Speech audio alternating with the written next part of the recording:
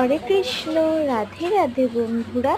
গোপু সেবার আরেকটি মিনি ব্লগে আপনাদের সবাইকে স্বাগত জানাই। দিনটি ছিল রবিবার দিন সকালবেলায়। আমি দেখছি কত সুন্দর একটা ফুল ফুটেছে গাছে। ওই গাছটির নাম আমি জানি না, আপনারা যদি জেনে থাকেন আমাকে কমেন্টে নিশ্চয়ই জানাবেন।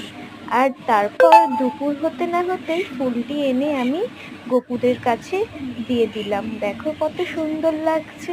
গপুদেরকে স্নান করিয়ে আর সোয়েটারই পরিয়েছিলাম, কারণ সেই দিন খুব ঠান্ডাই পড়েছিল। আর ওদের সেদিন দুপুরে আমি খেতে দিয়েছিলাম চিচিঙ্গে পোস্ত, ভাত ও শিম পোস্ত। এটাই ছিল গপুদের রবিবার দিন দুপুরের মেনু। ভিডিওটি ভালো লাগলে একটি লাইক ও সাবস্ক্রাইব করে দিও। টাটা।